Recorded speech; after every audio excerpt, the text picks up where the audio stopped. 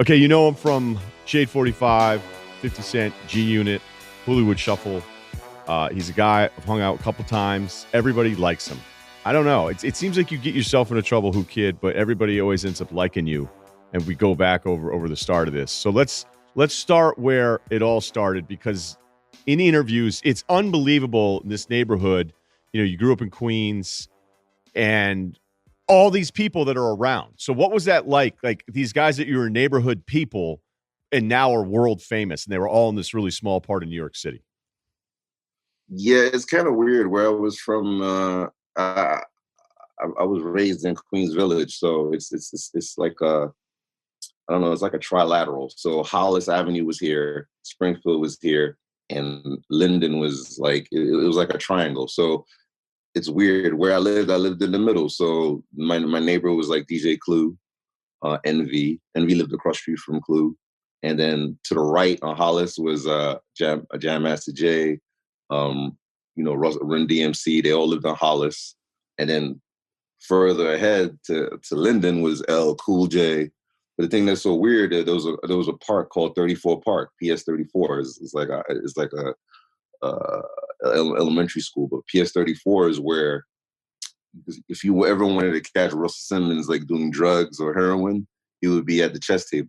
Like he's just there, like, hanging with the homies and they doing heroin, chilling. L Cool J would come down, the skinny L would come and play like basketball with the crew.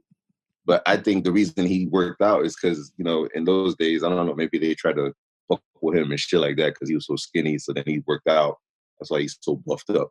You know what I'm saying? And then, of course, my fucking block, 111th Road, was serious because I had E-Money Bags. I had Tall Stretch. And E-Money Bags was like a street gangster. Like, he caused so much war amongst, like, the drug dealers, which is kind of, like, interconnected with 50 Cent and all these other guys. But Tall Stretch, he was a producer. He was part of Live Squad, but he had the early Tupac. Like, I think once he quit Digital Underground, Tupac was beginning to be gangster. So he used to come on my block. I used to literally like sit in front of my house, and then I see Tupac and Tall Stretch walking by with a 40 ounce and Chinese food. It was like clockwork every day, 40 ounce Chinese food, 40 ounce Chinese food. So I don't know what I did one day. My father was whipping me in my backyard. I don't know what I did. I don't know what the fuck. My father, Caribbean parents whip the shit out of you and shit. So Tall Stretch and Tupac just stopped and just like watched my father whip me for like 10 minutes. And then usually Caribbean parents make you kneel like in the backyard in the sun. And then I had to scream like, I'm sorry, Poppy, which is, I'd say pardon Papi, which is like, I'm sorry, Poppy, like until he tells me to get the fuck up. So I'm screaming pardon Papi, and Tupac and Tall Stretch is just laughing at me like, holy shit, you got whipped the fuck out of. And guess what? They got their Chinese food in their 40 ounce, and they just like laughing at me eating and watching me scream, pardon Papi. And that's the only connection I have with Tupac. I never met him after musically. I never got his music. I never got in the studio. But that's how crazy that this neighborhood, which is now called Shadyville because of me, but back then it was just too much shit going on. Like it was too hip hopped out. Like 50 Cent would come on my block, beat up a drug dealer that owed him money, and he used to be called Boo Boo. So he'll come on his little fucking he had like a baby ninja. So he's like 300 pounds on a baby ninja. You know how small baby ninja is? That's a tiny ass motorcycle, but he'll come and they'll be like, oh shit, Boo Boo's coming, and he'll fuck everybody up that owe him money. So imagine like you're a kid, like just sitting in front of your house, watering the grass, and you just see like the early 50 Cent, who was called Boo Boo, beating up drug dealers. And we have no connection. I never used to talk to him. I never used to like say what's up. And you're a like, teenager, right? You're like 15 maybe, or like later teens? I was like, I think I was like 17. Yeah, okay. Like I So was in high school. how the hell was 50 Cent 300 pounds? Was he fat? Is that why he works out all the time now? What they called him. His nickname was Boo Boo. He was a bully. So his name was Boo Boo. So he was fat. He was like a big guy. So, but he was like, he was kind of like what was that guy from Debo? Yeah, like a Tebow kind of guy. He'll come in, and so imagine like you're sitting there, you're watching him beat somebody up, and then literally like maybe 10 or 15 years later, you're on stage in front of 100,000 people with this guy. That's how weird how fate is. Like, I have no connection, no communication, but he's literally like across the street from me beating up some guy for drug money. And then literally 15 years later, we're on stage with fucking Eminem and fucking Dr. Dre. And it's just fucking like, and I'm in Africa. I've been fucking like, like we're in Israel, like 30,000 people. Like, can you imagine like, shit like this don't even make no kind of sense. But that's how crazy where I was from. This little trilateral area, it was just hip hopped out. Steve Stout lived to the left, and Biggie used to come on the block too to get beats from Tall Stretch. Nas used to come on the block, hang with E Money Bags. Get Nori from Iraq used to come down. So it was like very like hip hopped out. So you decide, all right, I want in, and I know that the mixtape thing is so competitive. I mean, it's just, I don't even know that kids outside of that culture even understand it. I know that I have my own limitations, but like, how did you decide, okay, this is what I'm doing? And I know that your story's kind of funny and that you just kept kind of faking it and lying about it until it just actually became real. It was almost like you were lying about the things that were going to happen anyway. Yeah, like back then we had like little recorders, like those cheesy recorders from Radio Shack, and I used to get drops from people. They sound like shit, but at the end of the day, it's like you have to use your opportunity, and it's an opportunity. It's like if you see Noreaga in front of you, or you see Biggie, or you gotta like pray to God they do a drop, and I used to do that with Pun, but I did with people that was easily accessible because business wise, I saw that the DJs were not dealing with like like Hype Williams or Spike Lee. Like these guys were easily like accessible, like Russell Simmons, and I would get like the industry to host my tapes, like Chris Lighty. I started with that first because if you're close to like the people that's making money, like Leo Cohen, and like Steve Rifkin, you get these guys to host your shit. I don't know. It's kind of like a corporate. It's like you're going to a corporate party or some shit, like and people respect it more because how the hell you get like fucking Chris Lighty, who managed like every fucking big artist from Missy Elliott to Busta Rhymes to like to eventually 50 Cent, like to host your tape. That's how I got Busta Rhymes to host my first tape because he managed Busta when he was big at that time when he had like Janet Jackson in the video. So I actually went to the video shoot while he was doing all that high-end fucking, I think it was like state-of-the-art Matrix style video shoot with Janet Jackson. And that's where I got my first drops from Busta Rhymes. And then after that, it opened my eyes because I felt like more interaction with the actual artist talking and going on and shit. And it just sounded like shit. I like, a shitty-ass Radio Shack, Sam Ash bullshit. It sounded like crap, but people didn't mind because it's really Busta Rhymes like doing the intro in between. And then it led to like sports stars. I kind of like went through all the rappers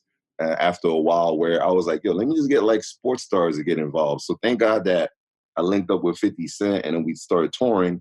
And that's how I kidnapped like fucking Floyd Mayweather before he was big. Like I have mixtapes. I got bloopers with like almost every NBA star from that era, like hosting shit. From Donald Trump hosting shit. Then I went to the stars. Once I got on Sirius XM, then I got movie stars to host my shit because some DJs was trying to copy the hosting stuff, like getting people to hype but like Charlie Murphy and a lot of people that passed away hosted a lot of our tapes. You know what I'm saying? But it was a way like there was no social media back then.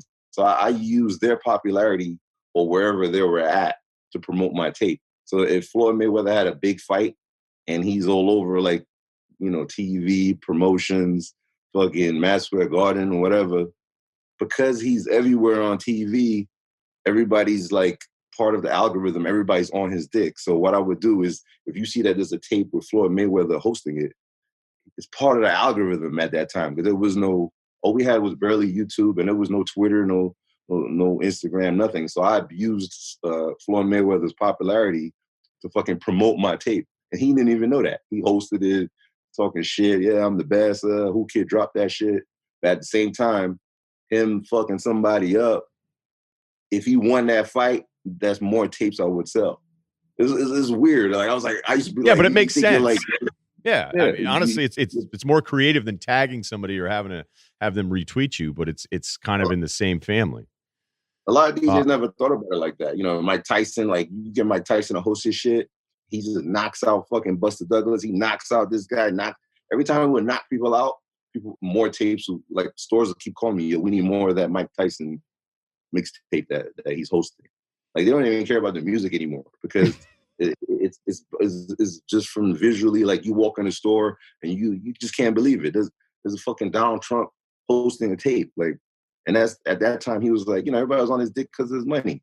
You know, he had yeah. the fucking the apprentice shit, blah blah blah. Everybody wanted to be Donald Trump. There was not no black people that was a sweating Donald Trump back in the days. I didn't think he would be president, but back then everybody was on his dick. So for me to get him to host it, he already was charging like, you know, when he first came, he was like, you know, I charge $1 million just for the interview.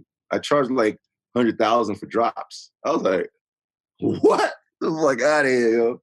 I was like, I'll give you an IOU, motherfucker. Get the fuck out of here. But he wanted to be on my radio show because of his kids. His kids was like fans of Gina Radio. So that's the only reason that it was a great barter system. And I did The Apprentice. I did a couple episodes too. But it was a good barter system. But the fact that, you know, what would you go see Donald Trump hosting a street level like bootleg? That shit was like in China. That shit. I went to somewhere in Kazakhstan to like one of them flea markets, and it had like a mixtape African guy. He was like, "Yeah, I got Donald Trump right here hosting. This is you." And he couldn't believe that it was me. But the interconnection is ridiculous. Where you have every cultured bootleg system bootlegging your shit. No fucking Twitter, no Instagram. I got Irish Mob. I got fucking the Chinese. I used to sell that shit to fucking what's that shit? Tower Records. I used to make my own invoices. And that's when I went. Then I got a little smarter. I went to the labels that I was robbing the music from and leaking and bootlegging. I went to their distribution department and I stole their whole distribution list. So I had like for Sony, I had like 6,000 stores that they had. I just had like my girl or some homies just call every store, and then we just created like, there was no rules back then. There was no cease and desist. There was no laws. So let me stay on that then, because you're doing this thing, you're leaking it out. Everybody's losing their minds, and it becomes this kind of game that you guys have. But I know Puffy came at you because of the Biggie leak, but were you actually still prior to that pretending to be his DJ and doing interviews? Like, how did that come together where people thought you were Puffy's DJ and you were just like, yeah, whatever, let's do it, and you started doing interviews? Well, the Puffy DJ thing was before I leaked the Biggie song. Right. DJ thing, I had him. He had the Bad Boy mixtape. So, like I said, I busted my ass to get near everybody that had energy or any kind of like mixtape movement. He actually had a great legendary mixtape situation because he got Biggie, he got like 6 other artists from his label that popped off from the Bad Boy mixtape. So I was like, yo, let me host, you know, the next Bad Boy mixtape, and then I got him to host mine at the same time. So once he did that intro, like DJ Whoo Kid Bad Boy collaboration, that was it. That was enough for me to say that, yo, I'm his DJ, because I have the vocal of him actually saying that. But stupid places, I'm not gonna say Canada is stupid, but stupid places like Canada, like Much Music and all those idiots over there, they're a print. They're like a print kind of like regulated situation. Like you can send a print and actual audio, and they believe anything. So I sent them like the whole fucking what I've done. I got the mixtape, and then they thought that it was the album. They thought it was like new music with Puff Daddy, but it's just Puff Daddy hosting my tape. So what I did is I called the promoter in Canada, and I was like, yo, let's just do a Bad Boy tour. And at that time, how would anybody know?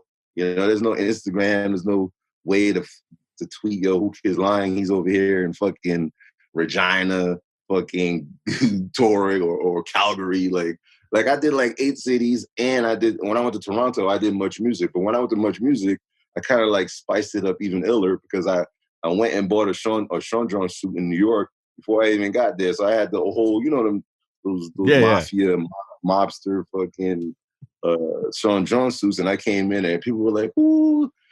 Puff Daddy's DJ Whoo Kid, and all the kids, you know, you have those stupid little kids in the crowd, yay, like going crazy. I was like, these fucking idiots. I did a full interview, and out of everybody that caught me, it was Harv Pierre. Harv Pierre had like some kind of like, you know, back then, the cable, I guess the cable system was like so expensive back then to have certain channels. So he had every channel. He's obviously Puff Daddy's manager, so he had like every channel. He just happened to flick through the channel and caught Much Music the same day I was on it. And he was just like shaking his head like, this motherfucker Whoo Kid is crazy, man. But the only reason I think he didn't kill me is because he's Haitian and I'm Haitian. So he was like, I'm gonna let him live with that. But when I came back to the States, he came up to me. He was like, yeah, I saw you on that Much Music shit. But don't act like I don't know. I was like, oh shit, get the fuck out of here. Yo, it was a joke. Everywhere I would go, I'll never forget some club in Calgary. I don't even know if it's still open. It was like 6,000 kids, and they had like a balcony. So the promoter was like, yeah, just go to the balcony and stand on the balcony. We'll shine like this movie light on you, and then we'll announce you. And I just went to the balcony, and they shine like this big ass light, and I put my hands up. I was like, Puff Daddy's DJ. I was like, yeah, like it was like, yeah, like it was like a fucking joke, man. It's like fucking easy, man. It was like a joke. Now The lies got me to link up with Russell Simmons. That's next on my level. Like once I got to Russell Simmons, it was over. So how did the Russell Simmons thing happen then? Because of that? I mean, well, you know, there was a thing called Kinko's back then. So Kinko's, I would go to Kinko's and print like fake tour flyers. Like I would be like, yo, I got this. You know, I was dating a Japanese chick, you know, at that time, which I married eventually. But I called her. I was like, give me some club names or famous clubs in Japan. So what she would do is she'll hit me with all the names and locations, and I will make like fake flyers at Kinko's. I'll produce like a fake tour, and then I would submit it to all the labels so I could get free wax. Because back then we had like records and shit, so the shit was mad expensive.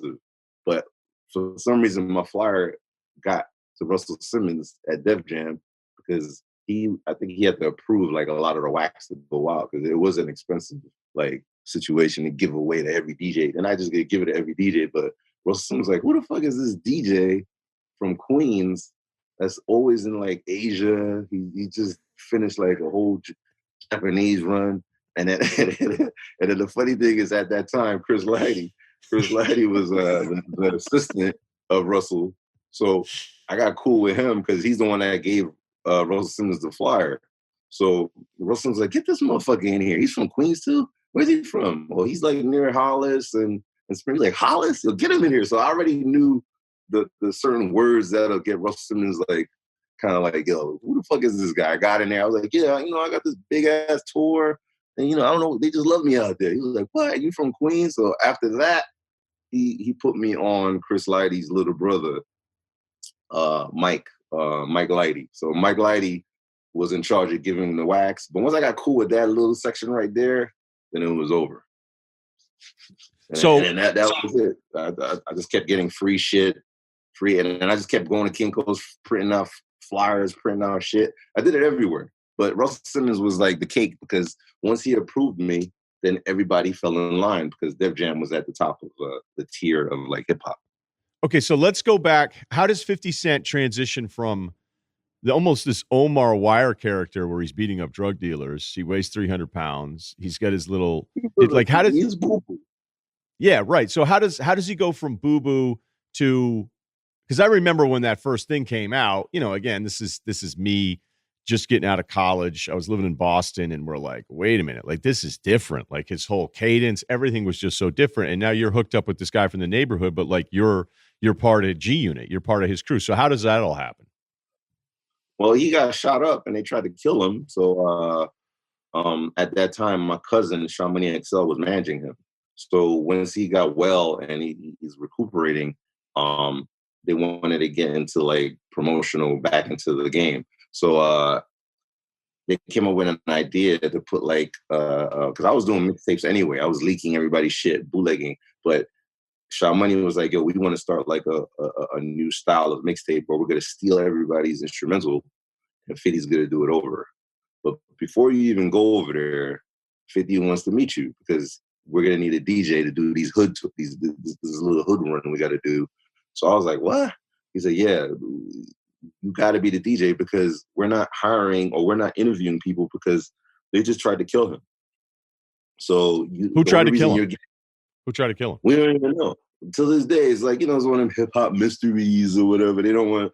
I mean, he probably knows who tried to kill him or whatever. But at the end of the day, it's like that Tupac Biggie bullshit. Like right. they try to. I think he got shot like 9 times or whatever, and then he supposedly nobody knows who tried to kill him. But now he's at a crossroads of like, yo, I can't hire nobody. Whoever is gonna come into our crew has to be related, like a blood relative, like has to be related. So I was Sean Money's cousin. So Sean Money just called me. He knew I was a mixtape DJ bootlegging. He's like, yo, you're the DJ, but first you got to go meet him. I was like, what? But he just got shot up because he got shot in his mouth. His teeth came out. He got shot in his hand. I was like, damn, I got to go meet this guy. He might be a walking dead. I don't know. He might look crazy. I don't really want to look at his face. So when I got there to Long Island in the basement, it's just like, there's a dirty van outside, like a fucked up van, because at that time 50 had no money. So I had my Benz or whatever. I think I had a Lexus. I had a Lexus convertible at that time. So I was bootlegging, making money. So it's funny because everybody that was there had money except 50. So when I went down there, I was preparing myself to see his face because I was like, damn, the first thing I got to do is get past his face because he got shot in his face. So when I saw him, I was like, what? It just looked like a dimple. I was like, man, it didn't even look that bad. Like his teeth was like wired shut and it looked like he had a dimple. It didn't even look like, I thought his shit was going to be really fucked up. So I was like, so that's the first thing I told him. I was like, oh shit, yo, you look all right, yo. You look like a piece of shit, man. You good. He was like, what? He started getting serious. And then that's when I first met Lloyd Banks and Tony Yayo. And they both looked like they were going to rob me. Because like I said, I was making money at that time. And they were like, nobody was making money at that time. But in the basement was vests, guns everywhere. I mean, I never saw so many guns in my life. So he was like, yo, Whoo Kid, I want to talk to you real quick. I'm going to ask you 3 questions. And then once you answer these questions, we're going to hire you. I was like, a word? I was like, go ahead. He was like, yo, if some niggas come at me with some guns like Uzis or whatever, what are you going to do? I was like, man, I don't know you. I'm out of here, yo. Get the fuck out of here. I'm out, yo. I don't know you. I'm out. Like, I'm running. He was like, what? So he starts laughing. He was like, yo, man, you hired, dog. He said, you're hired, man, because I'm not even going to ask you the other 2 questions. You're hired. As long as I know who's around me and how I got to maneuver, if some does go down, I know that you're a pussy and you're out of here. So at least I can rely or grab whoever that, he just wants to know who's around him. Like he didn't want me, and he liked the fact that I was honest because I didn't tell him, I'm gonna shoot people up and I'm gonna jump in front of you or I'm gonna lay everybody down. Like I wasn't talking like tough, I was gonna tell him straight up, like I'm out of here, like fuck out of here. So he starts laughing and shit. So once I got hired, they gave me like a bulletproof vest, like a white one, because they all had blue or black. I think they had like blue, but they gave me like a white one. So on stage, I could be differentiated from everybody else because he had like 30 guys on the stage that went on the tour. So it was just one tour bus and 30 guys. So randomly, you got to hurry up and get on the bus and find a spot to sleep because, it's not like I had my own bunk. It was free fall. So even 50, there'll be nights he sleeps on the floor. The fucking like that's how real he was. People love the fact that he kind of like made himself like equal to everybody on that bus. But that whole bus was like 42 bulletproof vests. It was like enough guns for like war forever. So it was like 30 to 40 guys at every show in all these hood clubs. And that's how I started like my whole G Unit connection. Once I fucking survived that, we had like 180 shows. I survived that shit. Once I survived that, then I became like, DJ. And then the first mixtape, of course, that same day, when he hired me, I had to do drops. I didn't put the first tape together, the 50 Cents of Future. I just did my drops and left. And then I took over after all that. And like the second mixtape, God's Plan, I started taking over. I got the guns and, we had like cheesy gun effects. I was like, what the fuck is this? I just went and got the fucking Heat movie with Robert De Niro, Al Pacino. I took all the guns from that movie and I sampled every gun. So that's why you always hear a mixtape. It sounds like a real shootout. Even at the shows, people thought that it was like a real shootout. People would be running or or bobbing their head. They would think that it's like a real shootout because I took all the guns from that movie. That's Man. it. All right. That's how it So became. I don't know. Is this because I always like to ask like the best story from that tour? I don't really care about the girl thing because I already know the answer to that one. But what like what was the most scared? Was that the most scared you had ever been, or is there another time on tour was a completely different situation where you're more scared? Mm, you gotta understand. I was coming from. I was coming from. First of all, I just came from touring with CNN, Capone-N-Noreaga, so they were Okay. insane. So I was on a road with Mobb Deep. I was on a road with like Red Man and Method Man. There was like a Def Jam tour, and then like I said, I got so cool with Chris Lighty at Def Jam that they hired me. They're like, "Yo, can you be CNN's tour DJ?" And that shit was like shootouts and fucking. I think I got Give me your desensitized. big. Give me your best story from that run then. There was one time we were on a tour bus and these crazy white boys. They were like some fans, and then they got really close to the bus, and then they almost made the bus like I guess crash or some shit. So Nori was like, pull this shit over, pull that motherfucker over. But these were like fans. Because you gotta understand, like Noriega was like CNN, Capone Noriega, they were like high impact, crazy shit. Like their shows was gangster shooting. He had what, he had all this crazy shit. So you gotta understand these crazy college white boys was just like going crazy too, but they had a convertible. There was like 8 white boys on a convertible, and they got too close. They almost made the bus crash. And then fucking Nori was like, pull this motherfucker over. They pulled the bus over. So the white boys started that. Because, back then we had the logos on the tour buses. So they knew that this is the rapper's tour bus. It's not like a random bus. He just going crazy. They had like the album logo, which was kind of crazy to be. I don't know why, but they had the album CNN logo on the bus. So when we pulled over, all the security guards and Nori and then the Capone, everybody got out there and they just started beating up all the white boys like to the ground, like to a pulp, like just pounding them out. Like I was like, these are like, I'm looking out the window like, are you serious? These are like fans and shit. But but the fact that they almost made the bus crash, they beat the shit out of all of them. Like it was like a good almost 4 or 5 minutes of just straight like kicking and these guys had back then. We had Timberlands. You know how big them boots are? They had like the Yeah. fucking 40 belows. Like the 40 belows is huge. They were pounding people out, beating them up. And then that's not even like adding on to like the shootouts with Mobb Deep. Every time we had shows with Mobb Deep, always ends in shootouts, like Uzis. I remember there was a time, it was like the Matrix. So when I DJ, the DJ console, there's like a space always in between. It's 2 turntables, mixer, and there's a space. So every time there's a shootout, I go in that space. But most of the time, I got so desensitized from every shootout. There was one time Mobb Deep went on before us, and we went on after Mobb Deep. I don't know what they did. Some guy came back, they locked the door of the whole like event space, like locked the shit, and then just pull out a fucking shotgun and start shooting crazy. So I'm just looking at this shit like it's the Matrix. Everything is slow mo, but the fact that I didn't need to move or run is kind of crazy because I'm so desensitized to like, I guess the violence it just became normal because I got past the horror stage or getting worried, and you can't like show fear with these guys. So that I don't know. I kind of like learned how to like compress all that shit because from my experience, people who run are the ones that get shot. So I was like, let me just sit here and let me just watch everybody run around, shoot. As long as the guy with the gun ain't coming my way, I'm cool. So I took all that desensitization shit to the 50 Cent tour.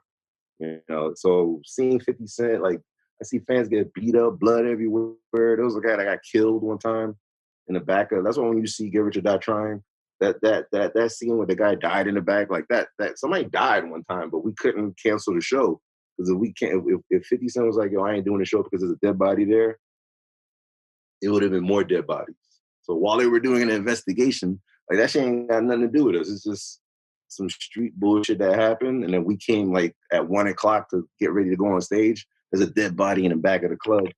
We still had to do the show because the whole club was like sold out. So the last thing they want to hear is 50 Cent's canceling because there's a dead body in the back. So the dead body's back there, yellow tape. They're still doing the investigation, but I guess the police knew that if this shit got shut down, it would be even more violence. People paid like thousands of dollars just to be next to 50 or to watch them. You understand? So it's just shit like that it's just like, all right, we knocked that out. All right, let's get out of here. Next show. And then we go to Ohio and we meet gangsters and shoot out fights again, knock out that show. Next show, go to North Carolina. But most of the places, 90% of the places, there was love. But you always got to get like some kind of like, negative bullshit because it just can't be easy everywhere. But if you have 30, 40 guys with you, it kind of like repels any kind of like hate or any kind of like, I'm going to think twice before I go fuck with 50. 50's already crazy. So imagine you got to fight 50 plus the 40 guys, plus who knows what, guns, whatever else is going to happen is going to go down. And me being a DJ, I'm last to get my shit out. Yeah. After they shoot it up and fight and everything, I got to go back and get the equipment. So I think as I've seen you explain before, like especially in hip hop, there's certain guys you're listening to them and you go, you may have just caught on to the thing and put a hat on and now you're going to talk about how hard you are versus the guys that are real. Like, especially with you and I experiencing rap music for the same time in completely different, and like me outside playing basketball in a suburban Connecticut town and my father fucking walking by, listening to America's Most Wanted and hearing Ice Cube's lyrics and my father going like, what are you listening to? What is this? And now I was working out to it the other day and I was listening. I go, God, if I were a father and my like white 13-year-old son were listening to these lyrics, I'd be like, what the hell is going on here? Because it was weird. I mean, you know what I mean? Like this is the first time, but you're like Westerns, right? Like Westerns growing up and it's cool. The cowboy, the desperado, like all these figures. That's kind of what like early hip hop was, especially, the West Coast stuff for anyone of a certain age. So when 50 comes along and you hear that he's been shot, you're like, is he in a gang? Is he not in a gang?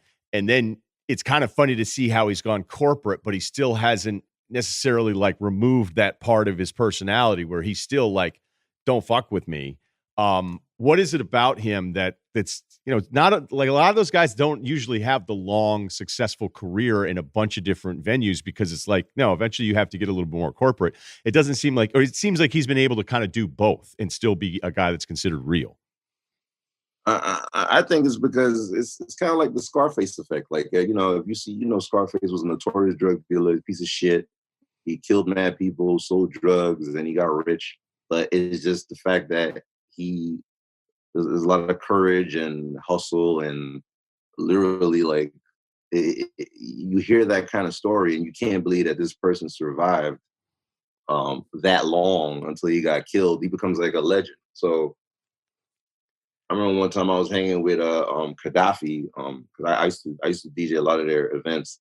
They were funneling music money into the movie industry. So Omar Gaddafi's sons would pick me up. Like the Gaddafi.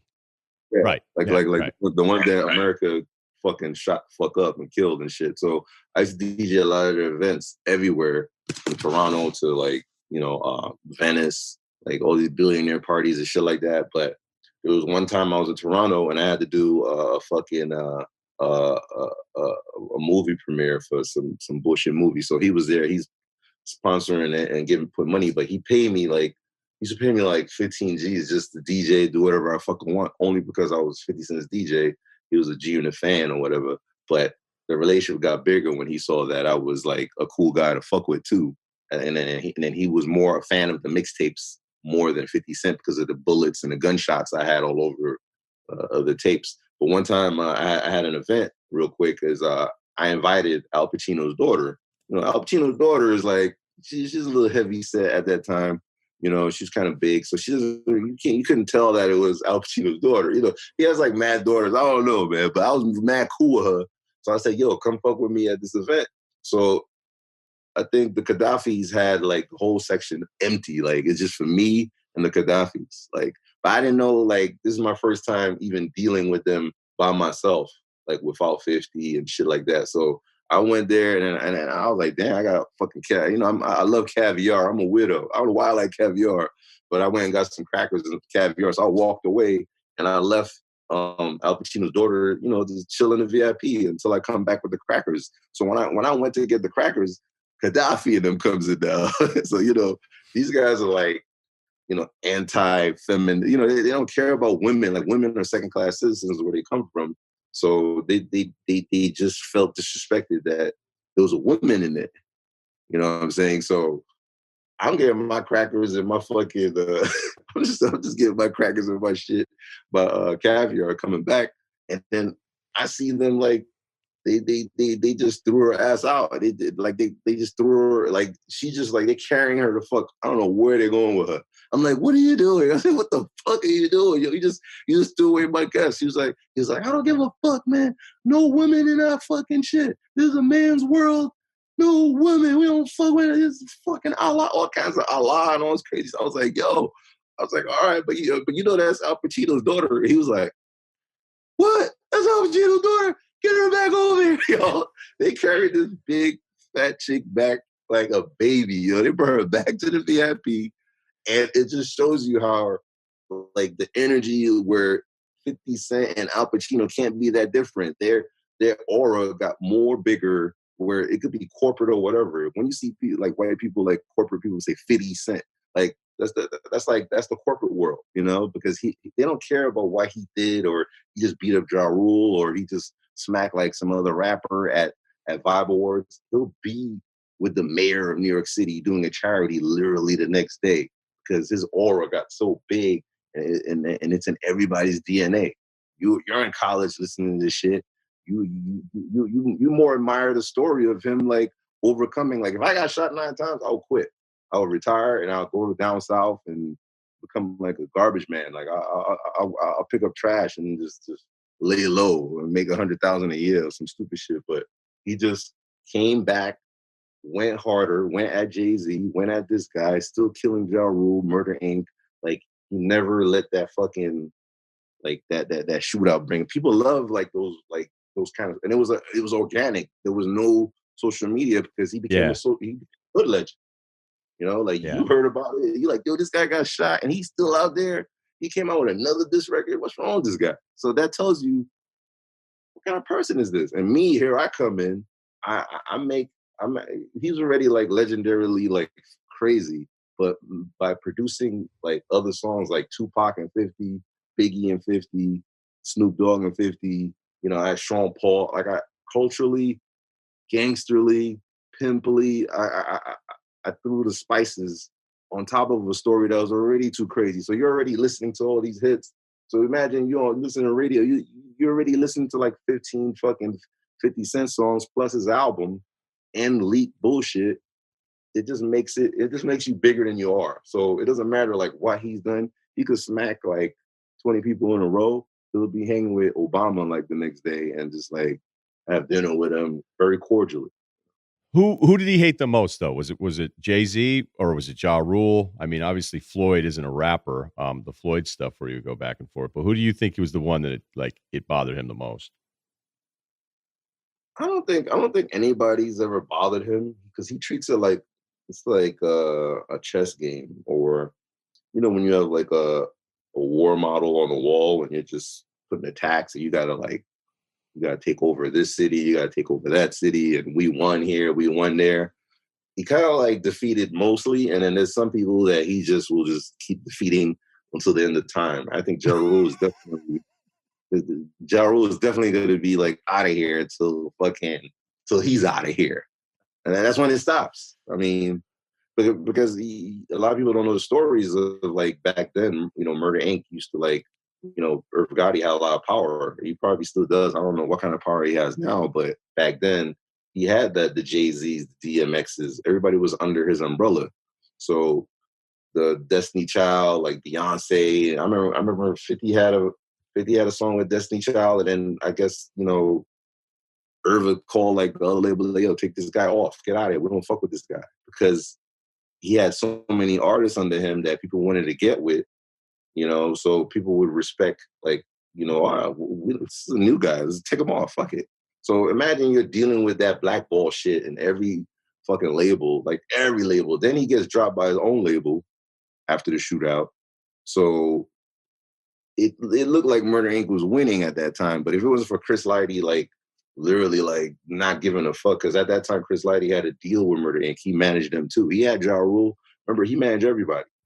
So he took a risk on taking 50 Cent and betting a very lucrative, you know, connection with Irv Gotti, with Jay-Z, DMX. He still had like the Jay-Z here and there, but it wasn't like all the way on point because Irv Gotti and them was the shit. Back then it was, I think it was Ja Rule, DMX, and Jay-Z. That was supposed to be Murder Inc. So at that time, Irv was like on top of the world. So anything he says goes. So imagine you're just a guy trying to put music out. Everywhere you go, yo, this guy takes you off the shit. This guy stops your shit. A lot of people don't know that. That's why 50's relentless with the Ja Rule shit, because they were doing that to him.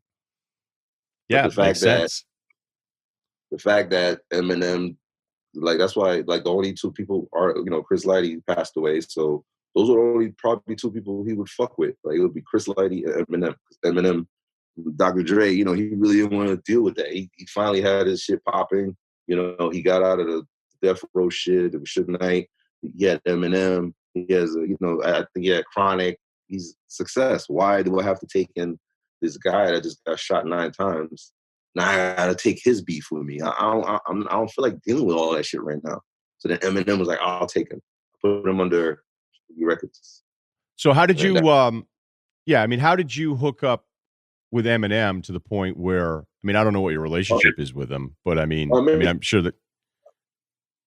Well, the first generic connection was the mixtape. So Eminem got 50 Cent's The Future, so that kind of like woke his ass up, and then that was like all of us connected, like Shaw Money, you know, send it to Paul Rosenberg, and I think M's lawyer at that time. So the combination of all of us getting heard on that tape made Eminem want to sign 50. So I think Eminem is really the one that kind of like saved his life, to be honest. Like he'll stop whatever he's doing for Eminem. He'll do whatever. If Eminem wants him in Russia, he's going to Russia. You know what I'm saying? Like he's the only one, and then I think he's the only one that he'll talk to. You know, Dre is like business. He doesn't hate Dre, but he'll talk to him on some business shit, beats, and getting production done. But he knows the story. Like, you know, like if it wasn't for Eminem, he would never even be near Dre. You know what I'm saying? So it's kind of like people just, it's just like, you know, if you feel like somebody has a potential of being like something great with a legendary status, but you got to take the risk in picking them and going with it, you know, that was his fate in the hip hop shit. Somebody took a risk. Like, you know, Chris Lighty did it first, and then Eminem did it with the label. Because when it was Chris Lighty, like going with him and going with the hype, it was just like leaked mixtape songs. Like that was the hype. That's crazy. And then Eminem just kind of like made it even more crazy. After Get Rich or Die Trying, it was over. And then me, my job was just mixtapes and creating the hype, and my lying techniques, and got professionally hooked up where I just made everybody do freestyles. It was easy. 50 Cent had so much hype. And then once he got with Dre, it was easy for me to get Snoop and call everybody. Everybody I called, yeah, we'll do it. What do you want me to do? So I had like so many songs. I had like 1,000 songs done. You know what I'm saying? So it was easy. And then it's easy to fucking woo all you guys out there because y'all don't know the backstory, but y'all just seeing like the energy of the music and the shooting. But there's always a meaning why he is who he is. Like, you know, he's gonna be relentless because in the beginning, people were relentless to him. What's your favorite part about Eminem from the beginning to, you know, the middle of it, and then him still, you know, I would say 20 years ago when he popped up, you'd be like, hey, this guy's still going to be really relevant 20 years from now. I don't think a lot of people would have said that, especially just the way music works and the whole deal. But what's your favorite part about him? I like the fact that he's just a cool guy, man. He's just funny. He's actually very hilariously funny. Like I'm the comedic aspect of the whole anything that has to do with G-Unit. Because G-Unit in the beginning was gangster. They were like killers and scary, and they had the aura you couldn't get near. I kind of like broke him down where you could still be like that, but I will be like, you know, the balance of being funny, and I'll be stupid. You know, I'll ride a fucking camel, or I'll get on a I'll fight a kangaroo because you're too gangster to do it. Like you're too cool and tough to fight a kangaroo. Let me do it. And everybody thinks I'm G-Unit anyway. So let me go fight the kangaroo. Let me get beat up, and everybody laughs at me with this kangaroo. So I kind of like made them come on my side. But when you hang with Eminem, Eminem's always been fucking zany, always been funny. He's just like he's just like a little kid stuck in his room. And and the reason I say that is because he can't go nowhere. It's like you're fucking 17, 18, or even younger than that. You're like a 14-year-old that can't go outside because the whole world knows you. So it's like, and then the fact that he only talks to maybe like 8 people in his lifetime, and I'm like one of the 8, even if I wait, like when I gotta do an interview or we have an event or I go see him at a show, I'm still like one of the 8 to like 9 people that he talks to. He doesn't talk to nobody. You know what I'm saying? So it's kind of like, maybe because of I guess he connects with my stupidity, and he's always been funny. In the beginning of his career, all his music videos was crazy, zany, and that's really like who he is. Like him doing skits for me, he loves doing that shit. A lot of people don't know he loves doing crazy ass skits, like funny shit. Like I don't know. For me to get 50 Cent to do a skit is like, come on, man. It's like, yeah, I'm gonna kill you, nigga.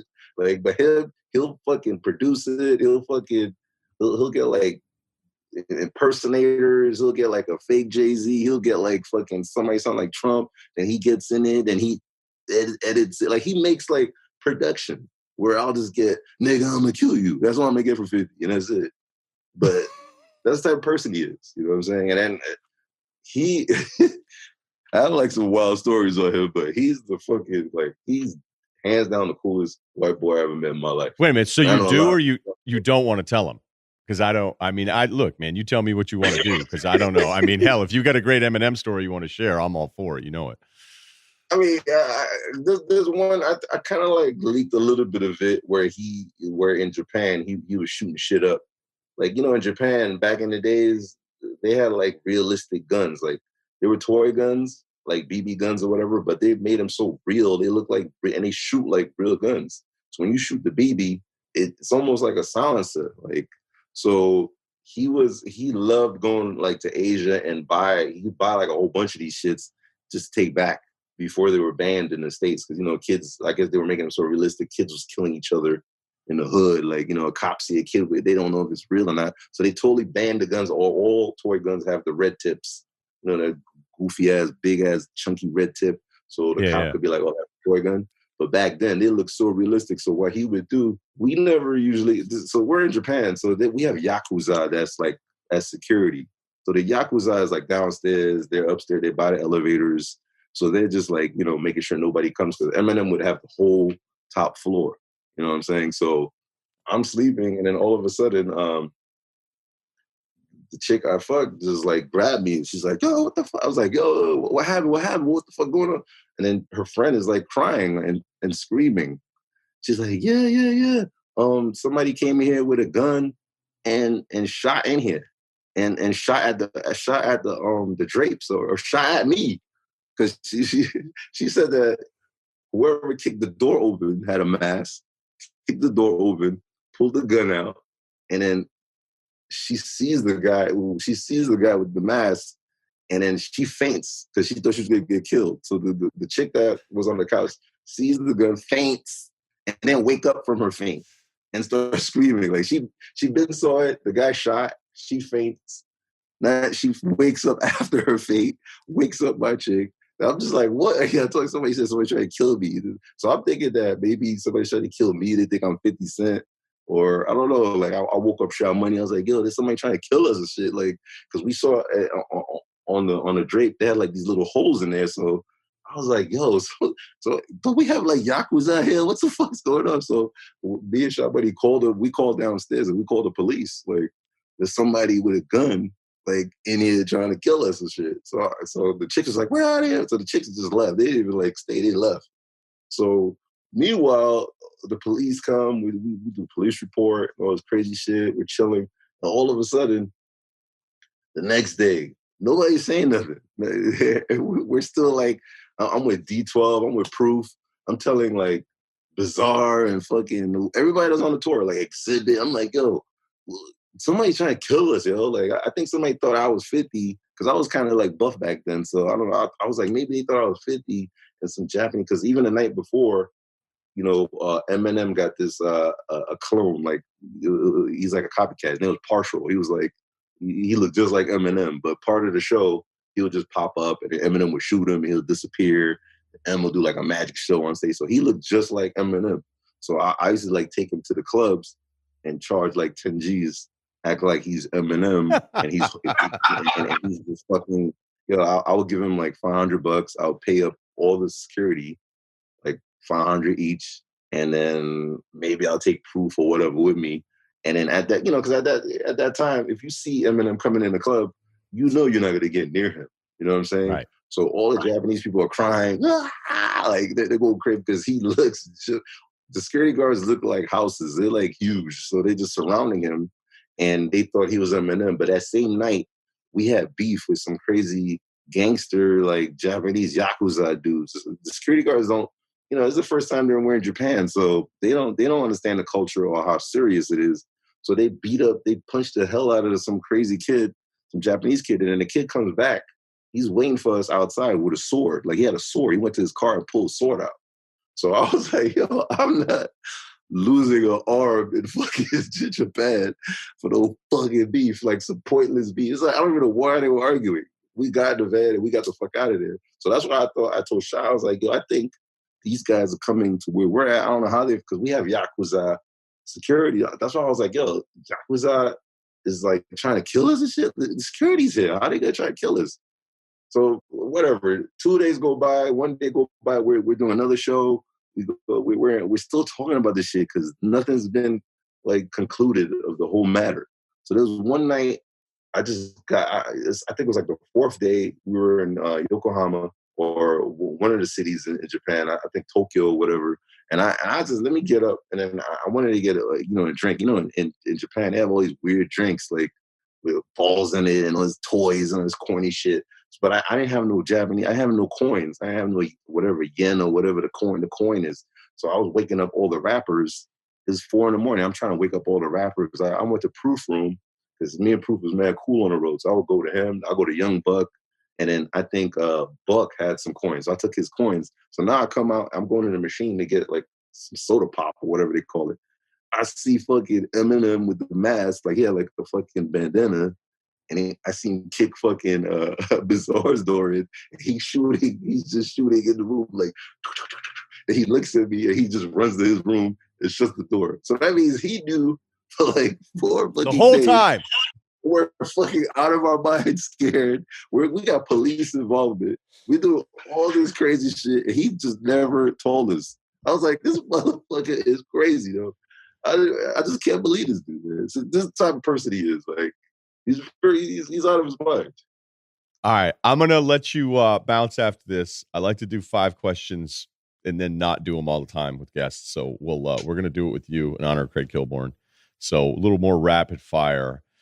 Give me the city that you love, like you had no idea, something off the radar. I mean, there's all cities that we all love, but like, give me one that's international that you're like, this city is amazing that maybe people wouldn't think about. There's a city called I don't know. I'll never forget that shit. Damn, what's it called? Shit. Estonia. Yeah, I've heard good things. I heard it's nuts. It's out of control, man. I'm like, Yeah. mad For those crazy stuff, but it hands down like some weird ass shit. Yeah, just to make sure we don't have any geography people getting in our case. Tallinn is the city. Yeah, it's just south of Finland, across the Baltic Sea. There, Estonia is its own country. Okay, give me a young rapper now. It doesn't have to be like real young, but like a newer generation rapper that you love. I love YBN Cordae. He reminds me. He's like kind of like the balance of because he fucks with like I don't know. He reminds me like he's very lyrical, but he's giving me like he has the aura of all the neo kids too, of the new kids that's rapping, but it's just no ignorance. So he's a storyteller, but I don't know. It's hard to explain. You got to go see his show to understand it. You know what I'm saying? Like he does a great show and he's very interactive with the people, but he's a good risk taker for some reason. You know, I mean, before it was Kendrick Lamar because he used to be going crazy with his different styles, but he's kind of like YBN Cordae is kind of like a slower version for me to keep up, to catch up. And he doesn't OD with the experimentations. You know how Right. you're like Kanye West crying, and I mean, I just heard some shit with Kendrick Lamar was like, why? Like he's just crying. Like it's cool to be like that, but I don't have time. I'm a little too old to be trying to like experiment with you. So yeah, YBN Cordae got me up to speed on a lot of shit. He's kind of like one of my, and plus he's Haitian now. He dates that tennis player that's Haitian too. so he's in. He calls me all the time. So we also have a personal relationship. So it's kind of like I was a fan. I never met him. I played his records first, or I leaked a lot of his shit from his manager. And then this is like a year. And then I think his father and brother was in the car hearing me on the radio, bumping his shit. And I think that kind of like touched his heart because his father and son, like his father and brother called him, yo, you're on the radio. Well, Whoo Kid, he loves you. He's playing you like nonstop. And then that kind of like, it was like an organic kind of thing. But I've always liked his style. All right, last one. Give me the NBA guy you're the closest with. NBA guy that I'm closest with. Because I can imagine when you're in all these different cities, you know, whether it's your show or knowing you from all the touring, that some guys are always hitting you up. Like, who's the lock to hit you up when you get to his city? All the big guys, I know them, but I guess their game and their popularity kind of like, it's not like back in the days where, like Starks used to come to my party and, even like up until I think Iman Shumpert was probably the last of the breed of like, they could come to the party whenever, do whatever they fucking want. Like Steve. I remember the Knicks had Steve. Wasn't he Steve? Steve Franchise? No, Steven Francis. Yeah, Stevie Francis. Steven Francis. No, he went to play with LeBron too. It was Iman Shumpert and him that got transferred out. They got traded from the Knicks. Hold on, it's not Franchise. Kyle, just pop it here for a second, because not Steve Novak. That's Like with tats. He was always like LeBron's right hand man, and when he played in Cleveland, he used to fuck up a lot too. He's an ex-Knicks player. Yeah, J.R. Smith. Yeah, J.R. Smith. Yeah, so him and Shumpert are like the last of like, if you see me like wilding out back in the days in the clubs with Drake and everybody, the Knicks was always in there. I think because of my parties, we created that what's that law that where they have to be back at a certain time because they had a game the next day, or the game like they had like curfews and shit because they were ODing, partying like crazy. So and everybody that comes into town, they'll hit me because they know I would be at Greenhouse or wherever doing all the wild shit. So, but I would say, I mean, LeBron would be like kind of like, he's just too high. He's just too high up there to just stop and go, So like I was listening to him in All-Star Weekend in Toronto. It's like, you just hang with him all day. It's good because there's no pressure of him like he has to play or he can't be out there like that. You know what I'm saying? So that he'll probably be like one of the, because he's hosted like tons of my tapes, and that's how like connected we were even to this day. Even though it's a different kind of connection now, but I think it's because he's just too fucking big to be just doing whatever he wants. But I would say LeBron would be like a good, but everybody else is just cool. They just come out and chill. Hey man, Tim Thomas is old school. Tim Thomas is like one of my my best friends and shit. Oh, no kidding. We were just talking about him in the redraft the other day. Old school. Yeah, he's like one of my best friends. So yeah, he's crazy. He was party like crazy too. Hey, so I know you can follow Whoo Kid at at DJ Whoo Kid. That's on Twitter, and then it's also at DJ Whoo Kid on IG. And you got something new coming up with Akon, right? Because we were talking about that before. So I know the Hollywood Shuffle, but you're doing some podcast stuff too. So I just want to make sure you get it out there. Yeah, I got my Whole Army podcast. It's gonna be refurnished. It was Ignite podcast, but now it's gonna be Whole Army because everything's gonna be Whole Army this year. I just started my Whole Army live. I just did it with Akon, so he was on my first one, and it was already like causing trouble out there. You need to be on that live with me too. Just while I want to come in. You know what I'm saying? Yeah, I want to come in once we get all sorted out through all this, man. Yeah, and then of course, I have like a book, TV stuff going on too. So, and I'm currently on that cartoon documentary on Netflix with that like all the stuff we're talking about. When you see the scene, you're gonna understand why these stories are out there. But I'm on the cartoon tattoo. I actually got like mad tattoos from him. There's actually a cartoon one right here. Yeah, right. That Netflix doc on cartoon. That's right. Yeah, I just watched that the other day. We did my whole back, but I did it the same day with Dre, Eminem, and 50. So I had to. I was there. I was like, yo, just do my back. Fuck it. Like he was just knocking out the whole G Unit bullshit. So, and then that's basically it. I got my, everybody just follow me on Instagram. And then I got my weed strand coming out soon. My Hui, getting that done now since everybody's fucking stuck in quarantine. So I'm putting that together. So all my legalized states out there that fuck with weed, hopefully you can handle my Hui strand. You know what I'm saying? So get your Hui on. Hey, I know you got stuff going on even during this. I really appreciate the time. I appreciate all the time you've had to hook up for us and my friends. And hopefully I get to run into you again soon. All right, man? So stay safe. Definitely, man. Hopefully this shit's over soon, man. The quarantine shit sucks, but it should be over soon, man.